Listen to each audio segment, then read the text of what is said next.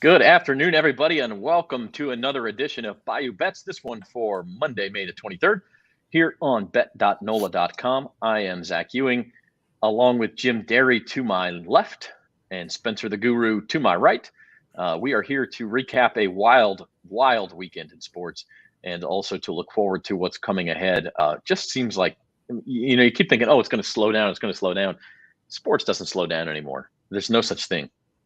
No, it does not.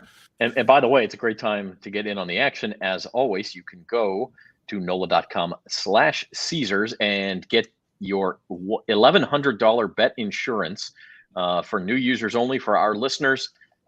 Promo code NOLACZR, or you can just go to NOLA.com/Caesars, and that promo will be that will be automatically loaded in there for you. So basically you get a bet. If it doesn't work out, you get a second chance at that bet. So kind of cool.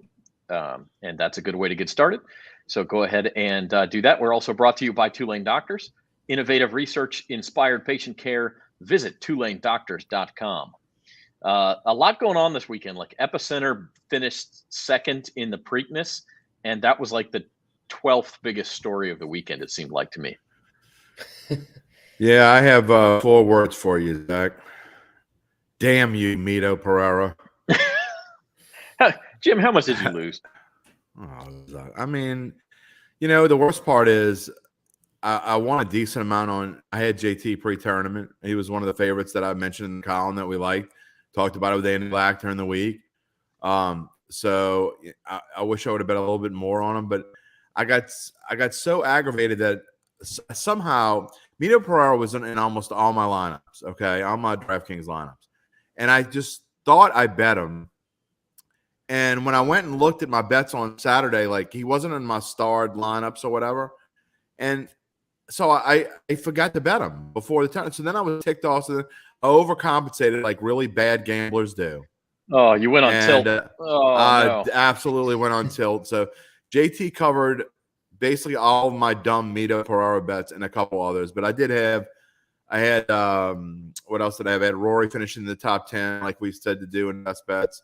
So that helped out a little bit. And then I had Tommy Fleetwood top 40, and he was actually in the top 10. He might have been top 5. He was top 10. I think he was tied for 5th. Yeah. In fact, let's look at the leaderboard. We're talking PGA Championship. Yeah, you see Tommy Fleetwood tied for 5th. And for those who didn't watch it, you missed out, first of all, because it was incredibly dramatic. But Mito Pereira led this thing basically from just hit a 3-iron. Just hit a 3-iron in the middle of the fairway. Early on Saturday, he took the lead and he held it until the 18th hole Sunday. It rotated between up as many as 3 strokes and down to. In fact, I think at one point he was tied for the lead, and then he opened back up a 3-shot lead, and he comes to 18, leading by 1. And now Mito did not play particularly well yesterday for all 18 holes, but he kind of grinded through, and it was that kind of tournament, and he still had a 1-shot lead going to 18, which is a tough hole. And then he hit driver for one of the first times all day and did not hit a good shot, but also got extremely unlucky in that creek is not very wide. I mean, you could hit a bad shot there and be okay if you go over the creek. Like, it's not going to be easy, but you can at least go get your bogey and get in the playoff. But it bounces right in the creek. He didn't need to do that. He didn't need to do it. He just it bounces right in the creek, penalty shot, then hits a okay shot out of the rough to get near the green, but then a poor chip and all. Long story short, it was a double bogey, and not only he goes from leading the tournament to not even in the playoff with Justin Thomas and Will Zalatoris at 5 under.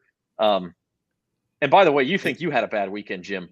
Did you see the guy we wrote about? It wasn't that bad altogether in the grand scheme of things, but that just Circa Sports. Well, okay, you had a bad beat on that bet. Circa Sports out in Las Vegas, which is a downtown. It's a newer casino. Also, I think you can bet on it mobile in Colorado. It's not in very many states. They had a guy who's a professional bettor, $500 on Mito at 300 to 1. And so he stood to win 150 grand on this thing. And that 150 grand is like, and now the creek bed there in Tulsa is no longer dirt. It's just the money that this guy would have won. No, that just kind of makes you sick. I wonder if he could have cashed out. I saw something about, there was some soccer tournament this weekend. A guy had a $125 bet or a $100 bet or something like that, $150 bet on on soccer and could have taken 125 grand cash out. He was offered 125 grand cash out, didn't take it, and the team he bet on lost. You know what I'm talking about? Zach, you're a soccer guy. It was Liverpool to win the Premier League. Liverpool. Yesterday was the last day of the Premier League, and he bet on Why Liverpool. Why wouldn't you take the 125 grand? Yeah, a couple of things here. So it was to Liverpool to win the quadruple, and I'll go soccer nerd on you just for like 30 seconds. Okay. So every country in Europe has your regular league championship. They also have a cup championship that's like an in-season tournament you play. England has 2 of those. And then there's also a European-wide competition, okay?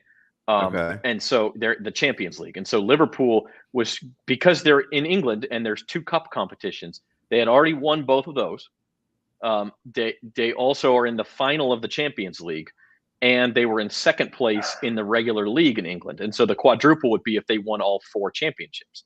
Has never happened before. A few teams have won 3. No team's ever won 4. And so you could bet on, will Liverpool win all 4? They've already won 2. They're in the final of the Champions League next weekend. And so they still got to win that, by the way. But then they had to win that. This was going to be the hard one because they were in second place behind Manchester City. All Manchester City had to do was win on Sunday to clinch the title. The games are going on at the same time. Man City is losing 2-0, 75th minute, only 15 minutes left. And Liverpool also has to win. They're tied at the time. So Liverpool scores. They go ahead, and it looks like Liverpool's going to get it. Man City's still down 2-0. That's when the guy had the opportunity to cash out. So he's only 15.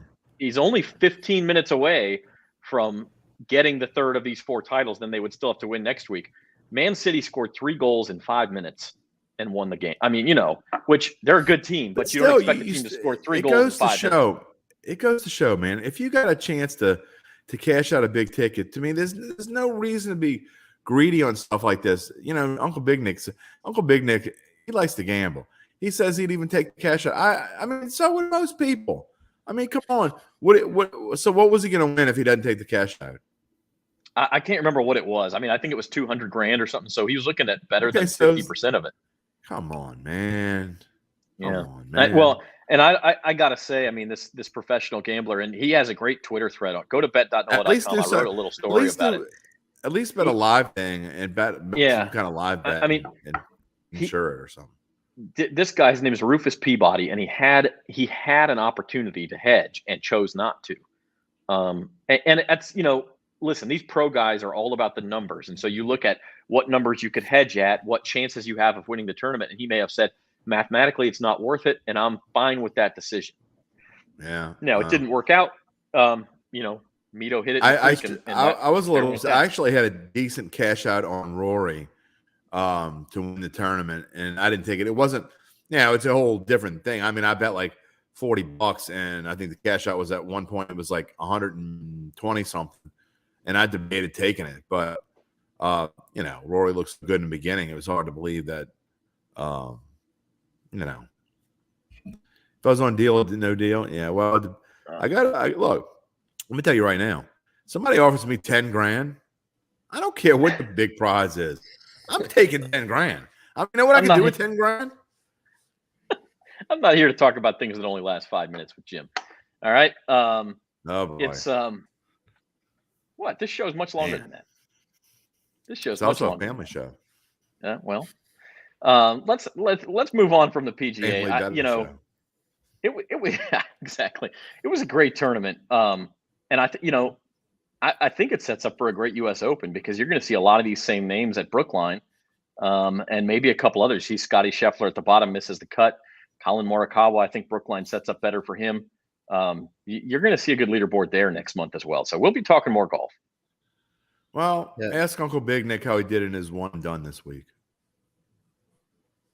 I'm sure Uncle Big Nick will answer. In the meantime, after the tournament was over, it was time to flip over to basketball, and all of the steam was on the Mavericks last night. I mean, that number was moving from 1.5 to 2 to 3 to 3.5. But Jim, you called this one right. The Warriors. One thing that surprised me about this series, because I really thought the Mavericks would have a chance. Like, I'll admit, I didn't necessarily pick them to win. I thought it would go 7 games. I suppose it still could. But I did not see Dallas' lack of ability to rebound the ball. The Warriors space the floor. They are absolutely murdering the Mavericks on the offensive glass. And Golden State shot the ball well. But even when they miss, it's like they're getting the ball back. There was game 2 was really where the series turned, in my opinion. And Spencer, there was one point in game 2 between the third and fourth quarters where and Dallas went to sleep offensively too, but Golden State scored 1.74 points per possession for more than a quarter for like 19 minutes. Like, that's insane. That's like sending an 87% free throw shooter to the line on every possession. 1.74 points per possession, because they're getting, every time that they get a shot off, they're either making it or they're getting the rebound. Most definitely. Yeah, they're just fired on all cylinders right now. And I was mad at myself last night. I was kind of buying into the Dallas hype where I was going to bet Golden State again, because I was like, shoot, I'm not really feeling Dallas. Like, I think Golden State could do it, but everyone kept saying Dallas, Dallas. So I was like, let me hold off on this one. And then, yeah, exactly. I should have faded the public and gone with my gut and picked Golden State to cover, because at one point they were 6.5 on the live betting. And then the next time I looked, they were favored. And then at that point, they just pulled away. So yeah, they're just so much deeper than Dallas. I mean, even Andrew Wiggins is like, he's stepping up. He's been unbelievable. Exactly. Yeah. Well, they don't have anyone to match up with. Pool Party and Klay Thompson. But I mean, Andrew Wiggins has been, he's an X factor there. And then of course Draymond. So they've got 5 guys there Luka's amazing, but Dallas just doesn't have enough to hang with all that Golden State's got. Paid the public, Zach.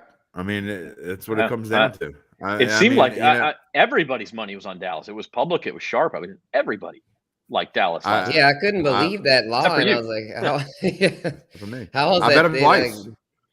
Yeah, and Spencer, you had a short little window there towards end of the first quarter to about the middle of the second quarter, where the line kept favoring Golden State, kept getting better and better and better. And at one point, I said, you know what, I'll take them again. If I'm wrong, I'm wrong. But Dallas just doesn't have anyone that can match up with Draymond Green and Wiggins. I mean, the 2 guys. Dallas doesn't have anybody like that, and so those guys are cleaning up.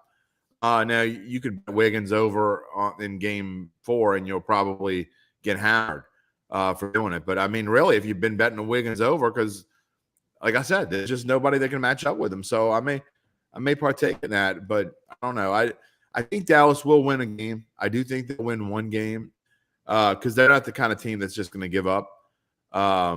And so I expect them to come out with a lot of fire tomorrow night and play well. And unless the public's all over, if the public's all over Dallas, I'll either stay away or bet a little bit on Golden State like I did last night. But I kind of like Dallas in this last one to not give up.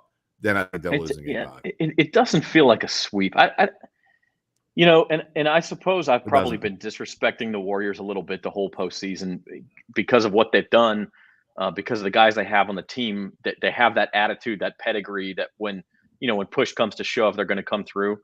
Yeah. But so maybe they'll sweep them. It just doesn't feel like they're that much better than Dallas. And I'll get to this in a minute, but I think I don't like them against either one of the East teams either. I mean, I really don't. And maybe I'll be wrong. Maybe I'll be wrong the whole way. But the Eastern Conference Finals continue tonight at 7:30. Yeah, and this series, I really don't like Golden State against Boston. I really don't like Golden State against Boston at all. They'll have to be super consistent, which they have not been. But Boston has the bruiser kind of mentality where Boston can get them. I'm not so sure about Miami, and they have health issues right now. Hero's not going to play tonight. We know Jimmy Butler is banged up, so he's supposed to try to play. But I don't know about the Heat against Golden State, but Golden State does not want to face Boston. I can tell you that. Yeah, I'm going to keep my mouth shut on tonight's game just because everybody knows I love the Celtics team. I think that they're built to win a title, and they've just, like you said, Jim, they just haven't been consistent. I mean, that game 3 loss, pretty inexcusable. To come home, have a chance to take control of the series, and really just lay an egg. They had 24 turnovers. They didn't shoot it well. They just really handed that game to the Heat. Spencer, what are you thinking tonight? Yeah, tonight's the night where Jason Tatum's got to bounce back and deliver a statement. I mean, he's got to show that he's the best player in this series. I mean, so far Jimmy Butler's done his thing. But yeah, he's a little banged up, and then Hero's out. So this is their chance to do it. I mean, they're 7-point favorites, so it's like if they don't win this, the series is probably over. I mean, I don't see them being able to rattle off 3 in a row. So, but I'm liking them tonight, though. It'll be tough for them to cover. It's 7. That's kind of wide there, but I definitely think they'll win the game. And for the best bet today, I had a parlay of the Celtics winning as well as Tatum getting over 27.5 because I'm thinking Tatum's going to really be out to show that he's a true superstar, and that if he is that, which I believe he is, he's going to go off tonight and lead them to the win. Yeah, I mean, you say that 7's a lot of points, but if you look at the Celtics now, they swept Brooklyn, and most of those games were actually pretty close, but they swept them. Against Milwaukee, Boston's wins were by 23 points, 8 points, 13 points, and 28 points in Game 7. And then they beat Miami by 25 points in Game 2. I mean, when they get going, like, they're either really good or they sort of struggle, and it's going to be a close game. And so I don't mind laying the 7. But again, I'm going to keep my mouth shut. I'm staying away from this one because I do have so much piled on the Celtics and futures, Jim. I think that the public is all over Boston tonight, and so this is one of those, to me, games where people don't like taking the underdog with the spread. They like taking the money line for the big payout. So here's what I think.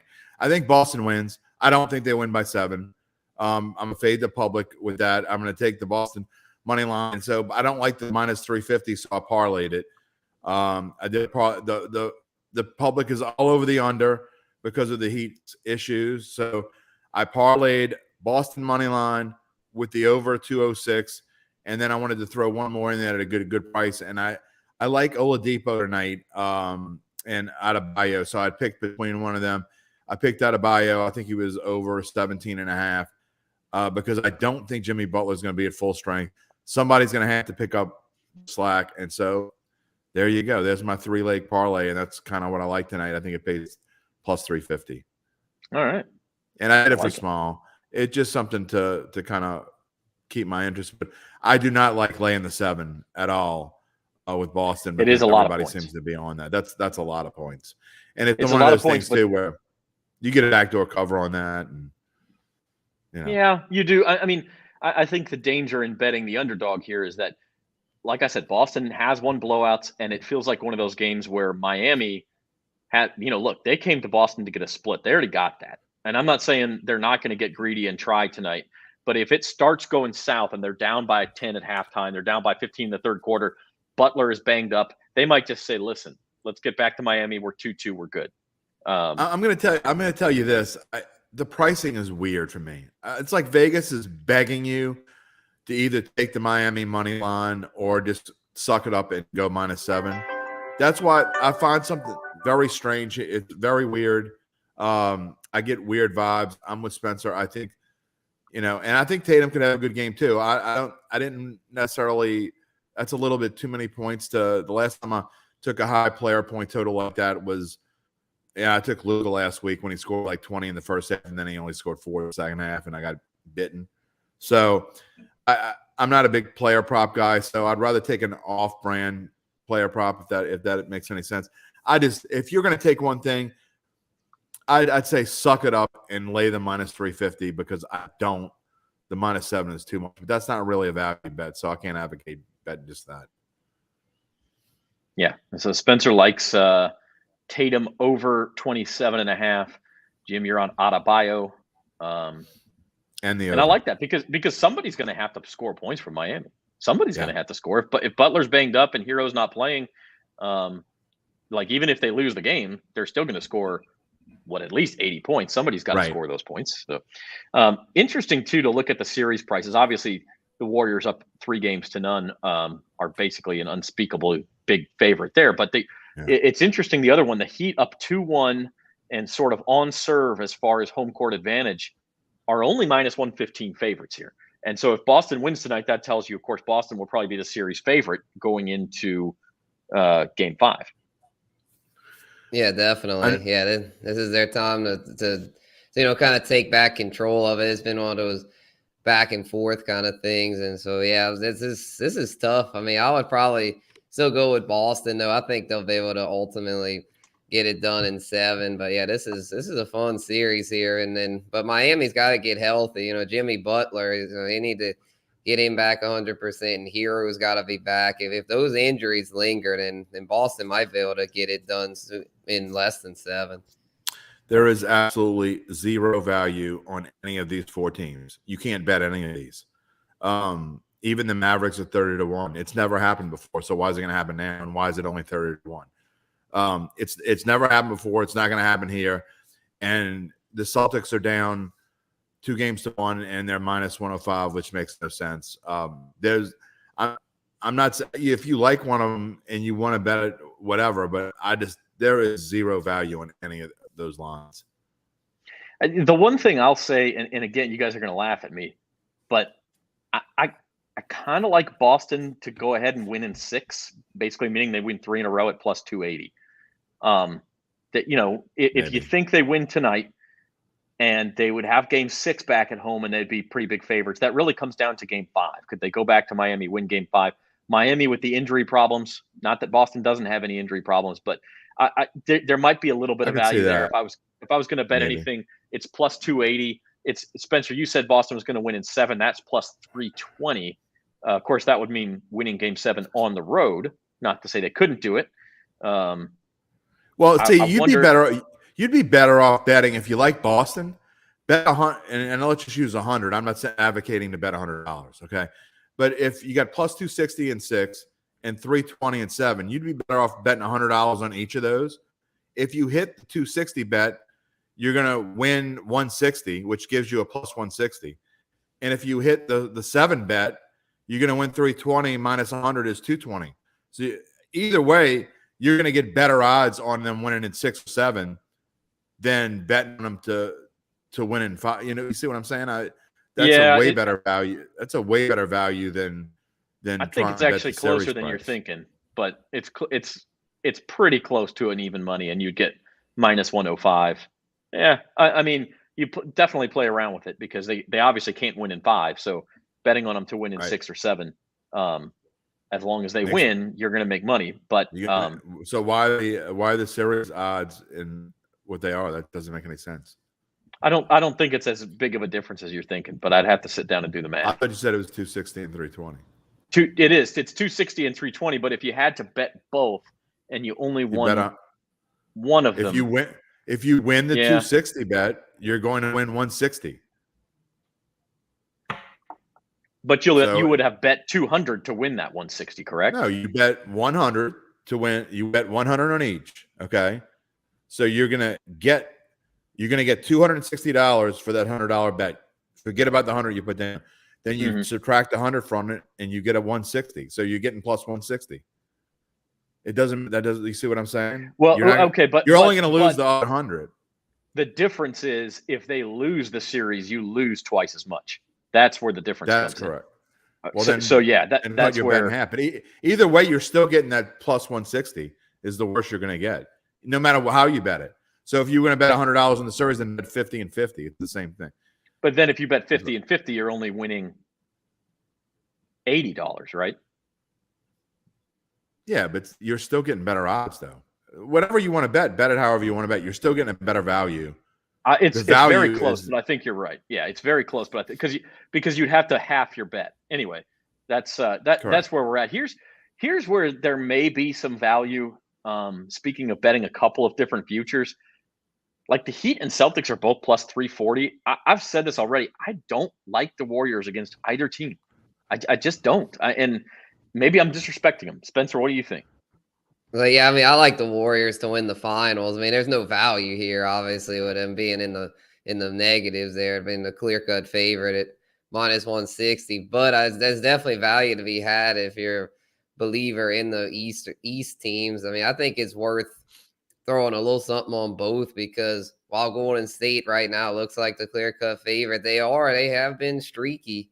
I'll admit that. I mean, I like them to win it all, but if they could get cold shooting and against those hard-nosed defensive teams like the Heat and Celtics, it could be trouble. So, yeah, if it's one of those things, like I'm probably not going to mess with either East team because I've got a futures bet on Golden State and I'm riding with them to go all the way. But I could see that there could be some value with the Heat or Celtics, and there's just no value right now with the Warriors. And by the way, if you think Dallas could somehow come back in this series, I'd just to go ahead and take them at 80-1 to win the title, because it would be like the 2004 Red Sox. If they pull that off, there ain't no stopping them. I agree with that. Spencer, let me ask you, what price did you get Golden? Not what you bet, but what price did you get Golden State? Oh yeah, I got them back over a month ago now. I think I got it like in the first round when they were doing good against Denver. I got them at plus 545, I believe. Well, I'm gonna make a suggestion. You're in a perfect spot to hedge. Then, I would put a little something on both the Heat and the Celtics, to make sure that you can't lose. That's just gotta limit that risk, Jim Derry. That's his model. I'm just saying, if you got plus 5 something, there's no reason not to bet both of those things. I mean, both the Celtics and the Heat, even if it's just a little bit, even if it's just enough to cover your bet, you can't lose. So that's my suggestion to that. If I had the Warriors at plus 5 something, I'm envious, because I think that's a great, looks like a great bet now. Sure it is now, yeah. You got to hedge, I think, in some kind of way. And I'm just gonna throw a number out there, but if you bet $20, you can bet $10 on the Heat and $10 on the Celtics, and you're either gonna break even or you're gonna win money. I mean, you can't lose. So I always like scenarios where I can't lose. I like to do it in golf. Obviously, I did the opposite this week, and Nito gave me a nice little face burger to eat. He reminded you why you do that in the first place. I keep telling him I'm much better than I used to be. But I sit, and I know people out there have done the same thing, where I think after I bet it, and even when it's looking great, and then about an hour into it, you're like, that was a lot of times, even when I win, I'm like, that bet was dumb. I mean, and it happens. I mean, even after, I'm trying to teach myself. Somebody asked me if I called myself a professional bettor last night. I said, absolutely not. But I would like to consider myself a semi-professional bettor. I mean, you're at least an informed bettor, right? Yeah. I mean, I haven't spent $1 of my own money this entire year, thanks to our friends at Caesars. I haven't spent $1 of my own money this year. That doesn't mean at some point I'm not going to have to refresh, and then I am going to have to spend money, but I'm not winning. And just to be clear for everybody, Jim's talking about the bonuses Caesars was offering at sign up, not some backdoor deal we're getting. That's not what's going on here. Yeah.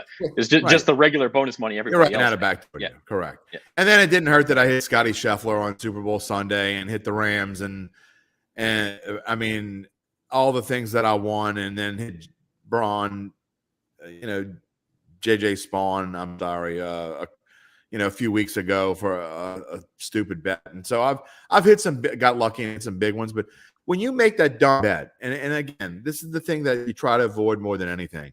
If you make it an informed bet, you go through and you go through analytics, and you go through everything, and you lose a bet, fine. I mean, okay, this is what I thought was going to happen. I spent 10 minutes on it or 20 minutes on it, whatever. I did my analytics, but when you do some willy-nilly thing to try to catch up to something or you try to hedge something that doesn't need hedging, you're not hedging the right way, and you're not informed, you just go in and you're not even thinking, and you go make that bet and you press it real quick. I mean, it's just a dumb bet. I mean, like the other, I hit my computer. I'm getting so excited. But you got to stay away from this dumb bet. Sometimes live bets are more trouble than they're worth. You got to be real careful with them, because you do make them emotionally sometimes. So, no, that's how it goes. It happens. You're watching Bayou Bets on bet.NOLA.com, powered by Caesars Sportsbook, sponsored by Tulane Doctors. Our thanks to them. I'll switch gears here from the PGA and the NBA and talk a little USFL. Breakers take care of business against the Pittsburgh Maulers on Sunday, 26-16, move to 4-2, face another bad team next week in the Michigan Panthers. I got to say, with everything going on this weekend, I did not watch a second of this game. I missed it too. Yeah. Okay. Oh yeah, I missed it too, but I was like reading a recap there, and it just seemed like it's kind of an ugly game. It just, I know you watched it, Jim. What did you say? It was kind of ugly. It just seemed didn't. I know they had the pick six, but just didn't seem like a. Well, I know they won, but just they kind took of a an fairly ugly big one. lead, and they just kind of floundering around. I'm really not. I'm less impressed. We talked about going into the weekend how I thought they had to have a really big bounce back game. I expected them to cover. They did. But they're going and they're switching quarterbacks in and out because Orton something's not right with that dude. He looked great the first 3 games, and they've just got, when you got to switch quarterbacks with a guy who's leading the USFL in passing, you got to wonder about that. So I'm really a little disappointed in this team, and they're 4-2, but they don't look like the best team in the league anymore, and they did 2 weeks ago. So I'm not sure what's going on. The defense, yeah, they gave up 16 points. They almost pitched a shutout in the first half, but the second half they just kind of we're just kind of playing to finish, and I didn't like the way they played in the end. And now we're down 4 weeks left in the season, which is hard to believe. It's this team needs to kick it into gear because they're not. I mean, again, the USFL has been fun to watch overall, and I've enjoyed them. Watched some of probably 75% of the games, and it's like any other sport. You got to be the team with momentum going in the end, and right now the Breakers don't have that. Big game next week, by the way. I think it's before New Orleans plays Michigan. Tampa Bay plays New Jersey, and Tampa Bay is the team New Orleans is probably going to have to beat out for the last playoff spot in the South. So, Tampa Bay is underdogs. If they lose that one, it's going to become difficult for them to catch the Breakers. Unless Birmingham goes on a slot or something. Yeah. Which isn't like look at us. We're dissecting the USFL playoff picture here. And by the way, we've got some more stuff that's going to get us out of our comfort zone here in a minute. But first, the SEC baseball tournament. The other big news of the weekend here locally, LSU swept Vandy in Nashville. And it was a Thursday, Friday, Saturday series because it's the last series of the regular season. Saturday's game, after LSU had won Thursday, Friday, Vandy gets out to a lead, and you kind of expect that. A good team is not going to get swept at home. They're going to buck up and get the bats going. Unless you play Ole Miss at Alec Box. Well, okay, that's a week old now. You're on old stuff. LSU scored 11 runs in the 8th inning and beat Vandy, just thumped them. I can't remember what the final score was, but it was like 21-9 or something like that, 21-10 maybe. And so because of that, and then Auburn lost, LSU gets the bye in the SEC tournament. They don't have to play the single elimination round tomorrow. And lo and behold, they're the second favorite to win the dang thing. Although I should mention at Caesars, you can get a boost on these LSU odds. I believe that's for today only. You can get them at plus 450 instead of 400. So if you like LSU to win the SEC tournament, you haven't signed up yet. Perfect time to do it. NOLA.com/Caesars. You get that bet insurance as well. You can get LSU at plus 450 to win the SEC baseball tournament. Don't do it. Yeah, I couldn't believe that that LSU had leaped up to second. I did the little SEC tournament, like the little look into it with the odds just coming out, and I was like, man, LSU. I was like, after the Ole Miss series, everyone was writing them off, saying they left for dead, and then they sweep Vanderbilt. Now they're back in the mix there. It's just outside of Tennessee. I don't know what to think of the SEC. It's like everybody's pretty good, but it's hard to really peg anyone that's a clear favorite other than Tennessee. But the problem with Tennessee is they're so dominant that there's no value there. Yeah, that's right. Yeah. Here's the question, Zach. Is it more fun to bet on SC baseball or go play bingo? Because they're both about the same. You're playing bingo. I mean, anybody that tells me they know who's going to win the SEC tournament, unless you say Tennessee, I can live with that. And if you say anyone else other than Tennessee, you're completely guessing and you're playing bingo. And I'll take your counterpoint. If you're not betting bingo Tennessee, doesn't call have me. I'll take your bet. Bingo doesn't have rain delays. So what's more fun than a rain delay in Hoover, Alabama? Happens every year. But anyway, it should be a good tournament. Nothing's it's always fun to watch. Mm-hmm. Have fun. It's always fun to watch. And by the way, LSU's got the late game Wednesday. So You know how that goes. They try to squeeze 4 9-inning games into one day. They start at like 10 so a.m. stupid. I've covered it If there's before. any extra innings or any rain delays or anything, that last game is supposed to go off, I think, at 8:30.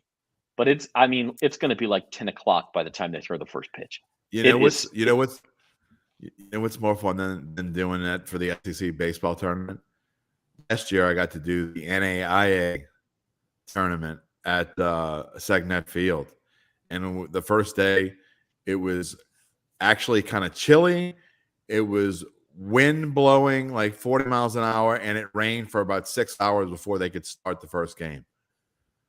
And it lasted for 4 days. That was a whole lot of fun. Just a stunning endorsement of college. And Loyola, the top seed, lost their first 2 games, and they were gone. So I'm calling games for teams I've never heard of before. Fun stuff. Sounds like fun.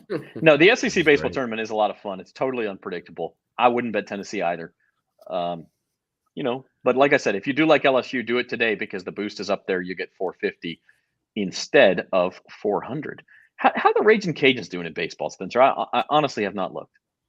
Yeah, they were doing a little better. They struggled though. It was kind of like LSU. They got back on track this weekend, but then they had a bad weekend. The week LSU got swept, they got swept too by a Sun Belt team that's good there in Texas State. So it's going to be tough for them to get in that large bid. They're probably going to have to win the Sun Belt tournament to get into the main tournament.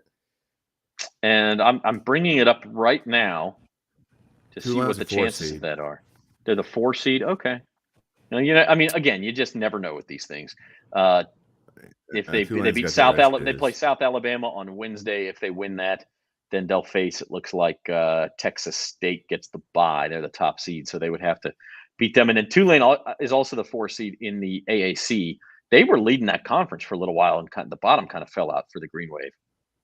Yeah, I was talking to a good friend of mine. I'll give him a plug. Jerry over at Mandeville Seafood is one of my good friends, and he's a greenbacker. And so we were talking about Tulane today and how the bottom fell out, and how they're just – they're hoping – he's going to Clearwater for the tournament tomorrow. That is a real diehard fan, but I think they open up with Cincinnati. And Tulane they started out, I think 23-4 or something along those lines, 24-4, something super hot. And then just ended up firing the coach. Amazing. They just, they've had injuries, and then they've tried to play people with injuries that didn't work out. And they've lost some of their pitching, and just it's not worked out for the Green Wave. Hopefully they can turn around and play well in the tournament. Hopefully all of our Louisiana teams can, because to me, Omaha is just the whole road to Omaha is just much, much more fun when we have our Louisiana teams in the tournament. Oh yeah. If UL can make it, Spencer, they always put up a fight. Oh yeah, they do. Yeah, I had a little futures ticket on the Cajuns that I made like really early in the season, so if they could get in, that'd be music to my ears. It was a real long shot, but they had like a little $5 lottery ticket. I'll take it. Why not? Spencer, you could have just given me that $5, man. Play in bingo, baby. Hey, the Cajuns made it to Omaha before. You never know. They haven't even made it in the tournament in several years, though. So they're going to have to get to the tournament first, and then we'll see. The LSU softball team and the Raging Cajun softball team, by the way, both went out this past weekend at the regional level.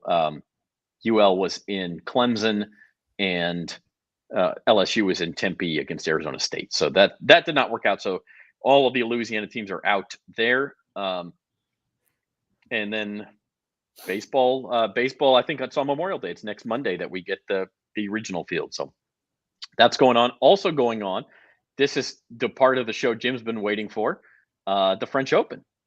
French Open started yesterday, the second Grand Slam of the tennis year. Jim, I will give you $500 if you can tell me the country where each of these players is from. You're gonna give me $500. I gotta tell you all of them. You got to tell me the country.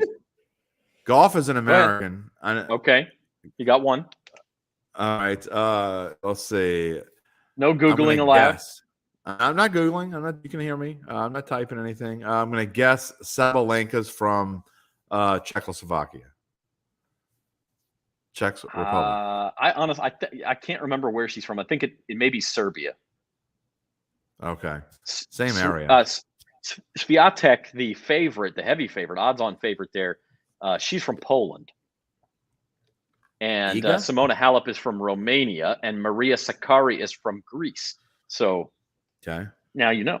Now you know. I will say this though, long shot I like here, and you guys argue with me if you know what you're talking about. I'm not going to argue about tennis. Do you follow tennis at all? I haven't kept up too close, honestly. Amanda Anisimova, there at 22-1, is an American player who won the Madrid Open a couple of weeks ago, which is a clay court tune-up for the French Open.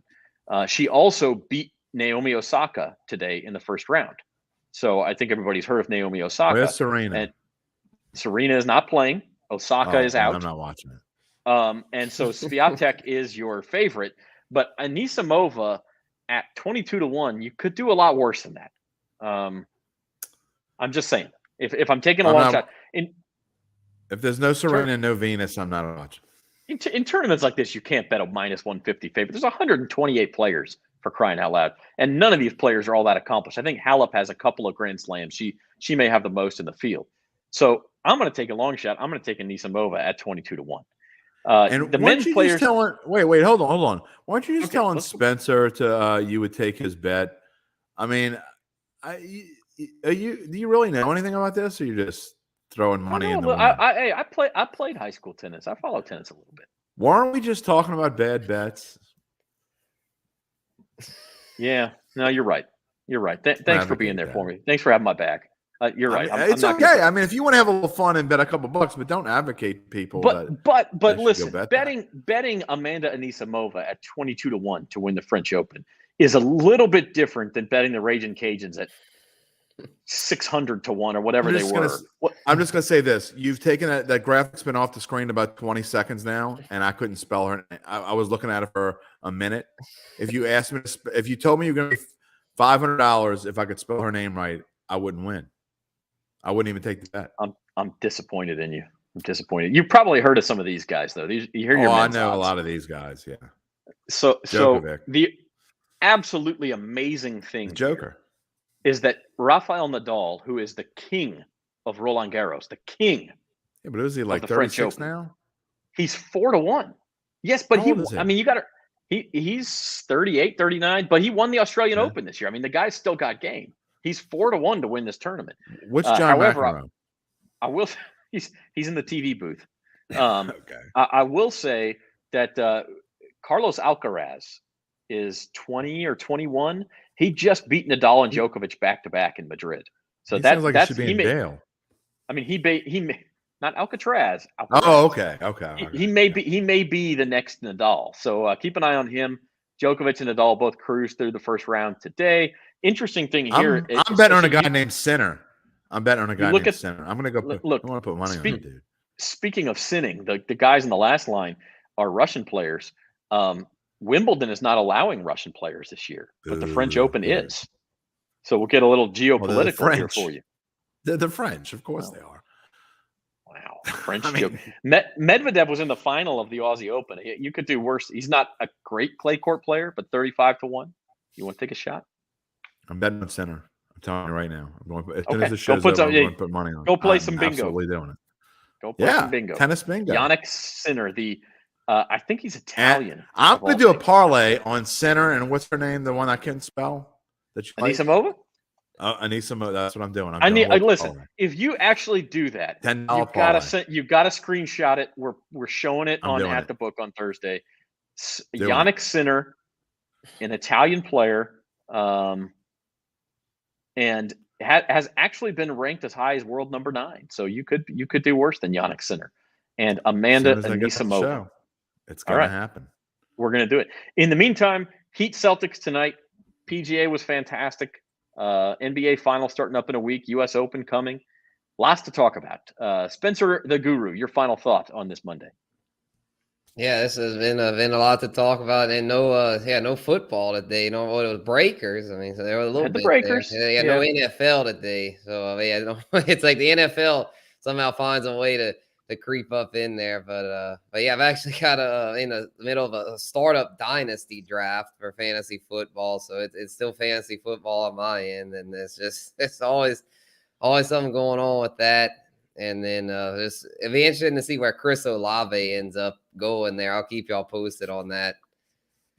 Yeah, that will be interesting. That'll be good. And let me tell you this, while we're talking about the NFL, I had a friend ask me yesterday my favorite futures bets, and I gave him the Saints at 5-1 to win the NFC South and the Vikings at plus 260 to win the NFC North. Love it. So those are the two I like. I also think Kansas City's plus 160 to win the AFC West could do a lot worse than that. I think parlay Denver, that stuff?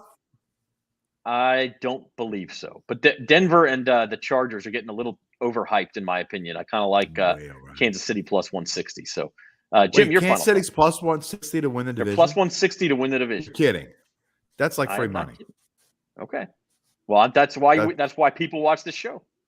Okay, well, you and I don't know that we've ever agreed on 3 bets thrown out there in a row. That's terrifying. All 3 of those are wonderful values. I agree with all 3 of them wholeheartedly. So you're screwed. All right. That's what I was thinking. My final thoughts is I'm wondering if we can find a way how to mute Uncle Big Nick from the comment stream.